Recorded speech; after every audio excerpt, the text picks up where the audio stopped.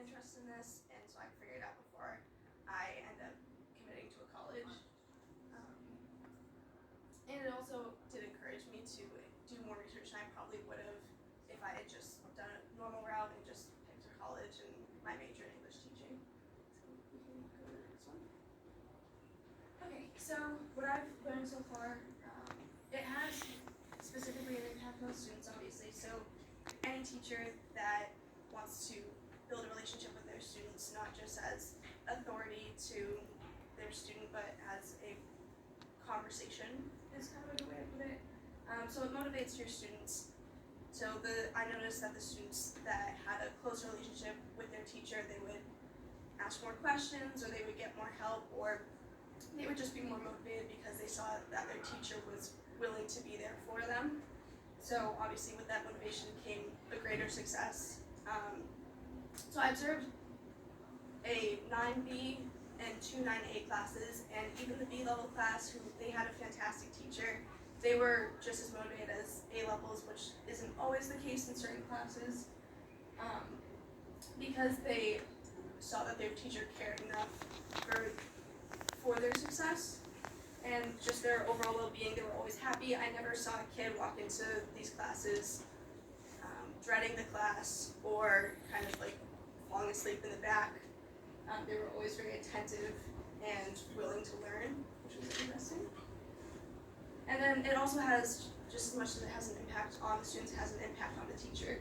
So it creates a better work environment for the teacher if they put in the work to work with their students. It keeps their motivation up to be a better teacher if they have that good relationship with their students. So if their students are actually paying attention and the teacher feels as though they're actually getting something out of their work, it's career fulfillment. So they actually know that they're making a difference because the kids are willing to work with them and they're willing to learn from the teachers, so the teachers are just kind of talking to a wall.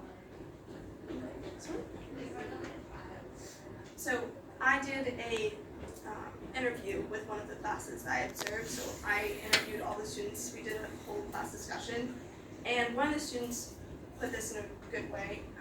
They described the relationship building between a teacher and a student as a two-way street. So as much as the teacher needs to put in the effort to be there for their students and to motivate their students, the student has to be just as receptive, and they kind of both have to realize that they're both only human. So there will be days that the teacher might come in maybe in a mood or something, something's going on. They try their best to be in their best mood, but that doesn't always work because we're all only human.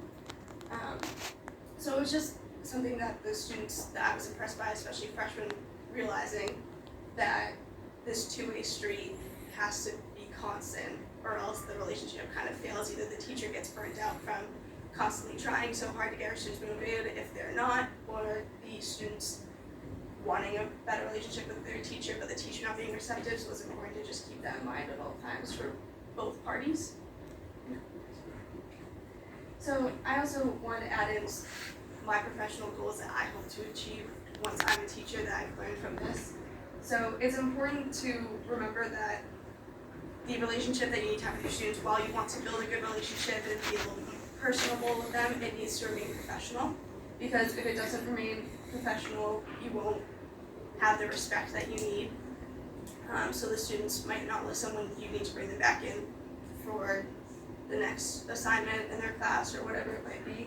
But you still have to be approachable, so you can't be too stern or even too strict to some degree, so that the students still feel as though they can approach you, talk to you, ask you questions when they need it.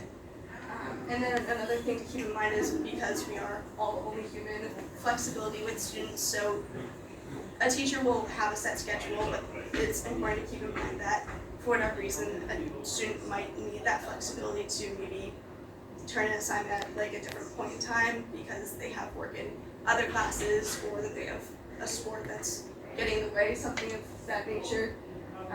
So I just will want to make sure that the students understand that. That kind of goes along with the approachableness, that the students understand that you will understand their situation just as much as they will understand yours.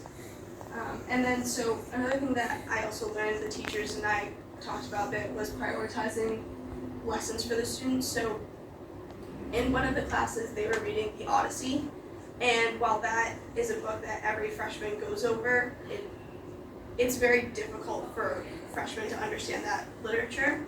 So one of the teachers used a graphic novel to better describe it so that the students still got the lessons that they needed out of it. They were able to analyze the stories in the same way, but it helped them better understand it because they didn't have to read some old literature that some freshmen might not fully understand. It's Shakespeare and that kind of thing is usually something you start getting into once you hit high school.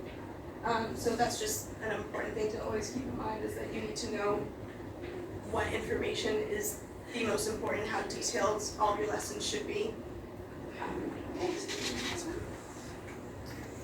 So that was it. Are there any questions that you guys have for me?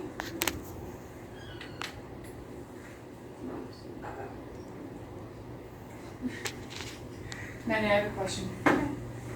So you explained kind of, you did observations, you did interviews.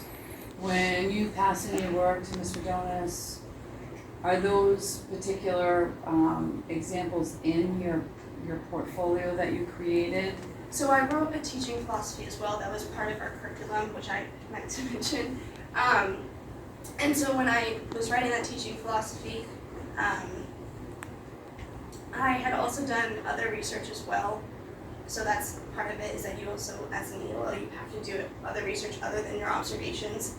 And from that, so the interview with the class was part of that, because I was able to get feedback from the students, but I also went and did research on websites. There's so many blogs and everything to help teachers out there that might be looking for a different way to talk to their students or to change their teaching approach. And so I also did that as well. And that's in your teaching philosophy? Yes, it is. Did you find when you were doing that research that there was one particular piece of research or blogger or teacher that you said, they get it, and that was it? So I also, I read a book that Mr. Donis had actually given me called Better Than Carrots or Sticks. And so that kind of broke down a lot of different methods that teachers can use as far as rewarding their kids, or knowing when to maybe not reward their kids for however they're behaving in class or whatever work they've done. And I think that book was probably one of the most helpful pieces of research for me. But the amount of blogs and stuff that I went over, there was just so many of them with so many different point of views. So I couldn't really pick one from that. Was the text Carrots and Sticks, was that by Mike Anderson? No, There's three no, different it's like it's a Fisher and Fry and one of those. Hattie Yes, based. yes. Okay, so in that book, were they discussing relationship building over rewards and what's the other word I want? Punishment. Okay. So that was discussed. It was kind of more or less than finding a fine balance between the two. Okay.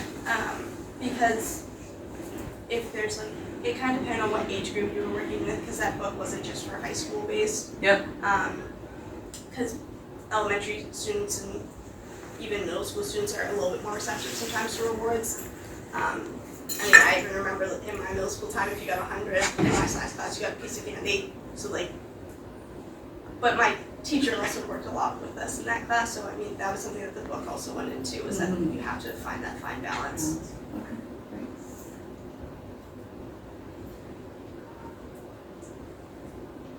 Anything else? Did you come here? If you were to do another ELO, what would it be on?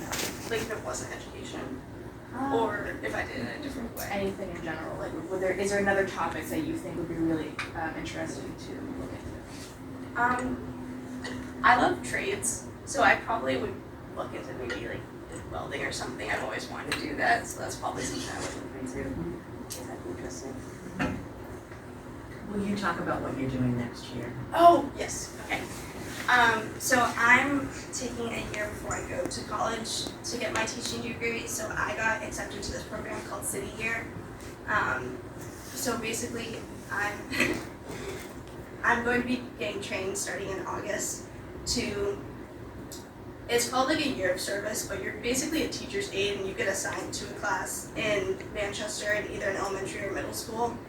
And you kind of are there as like support for the kids, and to also help the teacher with their lesson or taking the kids out for evening recess or something. So that's what I'm going to be doing for a year before I decide where I go to college. Did you want me to? Oh, so, I mean, I think it's important what the other benefits are of taking that approach.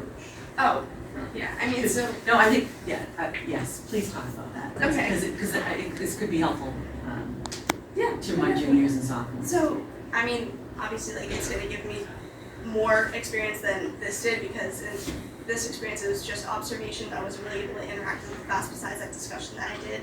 So now I actually get to kind of be a teacher. I kind of get to take the adult approach to the students before I actually decide if I want this to definitely be my career, which as of right now I do, but if for whatever reason this might make me sway one way or the other. So I just think it will be a really good opportunity to actually interact with students. I also plan on teaching high school, but this might change my mind. I might end up wanting to do elementary or middle school if I end up liking it enough. Are you already assigned, Maddy? Yes, I You know, is it elementary that you're going to? So I haven't been assigned to the school yet. I don't Oh, get that until okay. my training starts in August, but I have been accepted into the program. Okay. Anyone Stipends wanna? and scholarships. Yes. Yeah, oh, Yes. oh, that's Yeah. right. Stipends and scholarships. So That it'll are be, aligned to it. right, so it'll be my full-time job. They said it's like 45 to 50 hour work weeks.